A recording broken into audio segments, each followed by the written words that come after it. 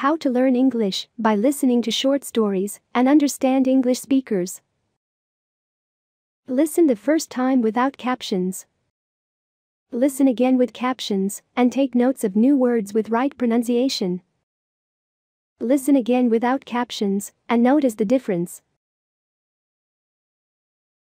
Reading by Elisa McCaslin, March 2011. Lucy Maud Montgomery Short Stories, 1909 through 1922, by Lucy Maud Montgomery. The Fillmore Elderberries. You can download the story as PDF. Download link in description. I expected as much, said Timothy Robinson. His tone brought the blood into Ellis Duncan's face. The lad opened his lips quickly, as if for an angry retort, but as quickly closed them again, with a set firmness oddly like Timothy Robinson's own. "When I heard that lazy, worthless father of yours was dead, I expected you and your mother would be looking to me for help," Timothy Robinson went on harshly. "But you're mistaken if you think I'll give it. You've no claim on me, even if your father was my half-brother. No claim at all, and I'm not noted for charity." Timothy Robinson smiled grimly. It was very true that he was far from being noted for charity. His neighbours called him close and near. Some even went as far as to call him a miserly skinflint. But this was not true. It was, however, undeniable that Timothy Robinson kept a tight clutch on his purse strings, and although he sometimes gave liberally enough to any cause which really appealed to him, such causes were few and far between. "I'm not asking for charity, Uncle Timothy," said Ellis quietly. He passed over the slur at his father in silence, deeply as he felt it, for alas, he knew that it was only too true. "I expect to support my mother by hard and honest work, and I'm not asking you for work on the ground of our relationship. I heard you wanted a hired man, and I have come to you, as I should have gone to any other man about whom I had heard it, to ask you to hire me." "Yes, I do want a man," said Uncle Timothy dryly. "A man, not a half-grown boy of 14, not worth his salt. I want somebody able and willing to work." Again Ellis flushed deeply, and again he controlled himself. "I am willing to work, Uncle Timothy, and I think you would find me able also if you would try me. I'd work for less than a man's wage at first, of course." "You won't work for any sort of wages from me," interrupted Timothy Robinson decidedly. "I tell you plainly that I won't hire you. You're the wrong man's son for that. Your father was lazy and incompetent, and worst of all, untrustworthy. I did try to help him once, and all I got was loss and ingratitude. I want none of his kind around my place. I don't believe in you, so you may as well take yourself off, Ellis. I've no more time to waste." Ellis took himself off, his ears tingling. As he walked homeward his thoughts were very bitter. All Uncle Timothy had said about his father was true, and Ellis realized what a count it was against him in his efforts to obtain employment. Nobody wanted to be bothered with old Sam Duncan's son, though nobody had been so brutally outspoken as his Uncle Timothy. Sam Duncan and Timothy Robinson had been half-brothers. Sam, the older, had been the son of Mrs. Robinson's former marriage. Never were two lads more dissimilar. Sam was a lazy, shiftless fellow, deserving all the hard things that came to be said of him. He would not work, and nobody could depend on him. But he was a handsome lad with rather taking ways in his youth, and at first people had liked him better than the close, blunt, industrious Timothy. Their mother had died in their childhood, but Mr. Robinson had been fond of Sam, and the boy had a good home. When he was 22 and Timothy 18, Mr. Robinson had died very suddenly, leaving no will. Everything he possessed went to Timothy. Sam immediately left. He said he would not stay there to be bossed by Timothy. He rented a little house in the village, married a girl far too good for him, and started in to support himself and his wife by day's work. He had lounged, borrowed, and shirked through life. Once Timothy Robinson, perhaps moved by pity for Sam's wife and baby, had hired him for a year at better wages than most hired men received in Dalrymple. Sam idled through a month of it, then got offended and left in the middle of haying. Timothy Robinson washed his hands of him after that. When Ellis was 14, Sam Duncan died, after a lingering illness of a year. During this time the family were kept by the charity of pitying neighbours, for Ellis could not be spared from attendance on his father to make any attempt at earning money. Mrs. Duncan was a fragile little woman, worn out with her hard life, and not strong enough to wait on her husband alone. When Sam Duncan was dead and buried, Ellis straightened his shoulders and took counsel with himself. He must earn a livelihood for his mother and himself, and he must begin at once.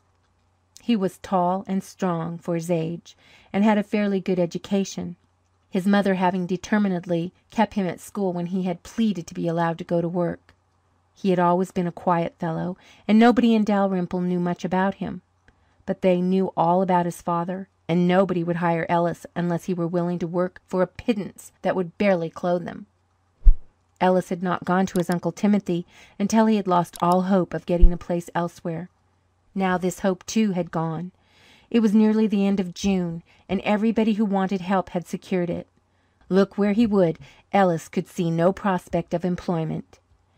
"If I could only get a chance," he thought miserably. "I know I'm not idle or lazy. I know I can work. If I could get a chance to prove it." He was sitting on the fence of the Fillmore elderberry pasture as he said it, having taken a short cut across the fields. This pasture was rather noted in Dalrymple. Originally a mellow and fertile field, it had been almost ruined by a persistent, luxuriant growth of elderberry bushes. Old Thomas Fillmore had at first tried to conquer them by mowing them down in the dark of the moon, but the elderberries did not seem to mind either moon or mowing, and flourished alike in all the quarters. For the past 2 years Old Thomas had given up the contest, and the elderberries had it all their own sweet way. Thomas Fillmore, a bent old man with a shrewd nutcracker face, came through the bushes while Ellis was sitting on the fence. "Howdy, Ellis. Seen anything of my spotted calves? I've been looking for 'em for over an hour." "No, I haven't seen any calves, but a good many might be in this pasture without being visible to the naked eye," said Ellis with a smile. Old Thomas shook his head ruefully. "Them elders have been too many for me," he said. "Did you ever see a worse looking place? You'd hardly believe that 20 years ago there wasn't a better piece of land in Dalrymple than this lot, would ye? Such grass as grew here." "The soil must be as good as ever if anything had a chance to grow on it," said Ellis. "Couldn't those elders be rooted out?" "It'd be a back-breaking job, but I reckon it could be done if anyone had the muscle and the patience and time to tackle it. I haven't the first at my age, and my hired man hasn't the last, and nobody would do it for what I could afford to pay." "What will you give me if I undertake to clean the elders out of this field for you, Mr. Fillmore?" asked Ellis quietly. Old Thomas looked at him with a surprised face, which gradually reverted to its original shrewdness when he saw that Ellis was in earnest. "You must be hard up for a job," he said. "I am," was Ellis's laconic answer. "Well, let me see." Old Thomas calculated carefully. He never paid a cent more for anything than he could help, and was noted for hard bargaining. "I'll give ye $16 if you clean out the whole field," he said at length. Ellis looked at the pasture. He knew something about cleaning out elderberry brush, and he also knew that $16 would be very poor pay for it. Most of the elders were higher than a man's head, with big roots thicker than his wrist, running deep into the ground. "It's worth more, Mr. Fillmore," he said. "Not to me," responded Old Thomas dryly. "I've plenty more land, and I'm an old fellow without any sons. I ain't going to pay out money for the benefit of some stranger who'll come after me. You can take it or leave it at $16. Ellis shrugged his shoulders. He had no prospect of anything else, and $16 was better than nothing. "Very well, I'll take it," he said. "Well, now, look here," said Old Thomas shrewdly. "I'll expect you to do the work thoroughly, young man. Them roots ain't to be cut off, remember. They'll have to be dug out. And I'll expect you to finish the job if you undertake it, too, and not drop it halfway through if you get a chance for a better one." "I'll finish with your elderberries before I leave 'em," promised Ellis. Ellis went to work the next day. His first move was to chop down all the brush and cart it into heaps for burning. This took 2 days and was comparatively easy work. The third day Ellis tackled the roots. By the end of the forenoon he had discovered just what cleaning out an elderberry pasture meant, but he set his teeth and resolutely persevered. During the afternoon Timothy Robinson, whose farm adjoined the Fillmore place, wandered by and halted with a look of astonishment at the sight of Ellis busily engaged in digging and tearing out huge, tough, stubborn elder roots. The boy did not see his uncle, but worked away with a vim and vigour that were not lost on the latter. "He never got that muscle from Sam," reflected Timothy. "Sam would have fainted at the mere thought of stumping elders. Perhaps I've been mistaken in the boy. Well, we'll see if he holds out." Ellis did hold out. The elderberries tried to hold out too, but they were no match for the lad's perseverance. It was a hard piece of work, however, and Ellis never forgot it. Week after week he toiled in the hot summer sun, digging, cutting, and dragging out roots. The job seemed endless, and his progress each day was discouragingly slow. He had expected to get through it in a month, but he soon found it would take 2. Frequently Timothy Robinson wandered by and looked at the increasing pile of roots and the slowly extending stretch of cleared land, but he never spoke to Ellis and made no comment on the matter to anybody. One evening, when the field was about half done, Ellis went home more than usually tired. It had been a very hot day. Every bone and muscle in him ached. He wondered dismally if he would ever get to the end of that wretched elderberry field.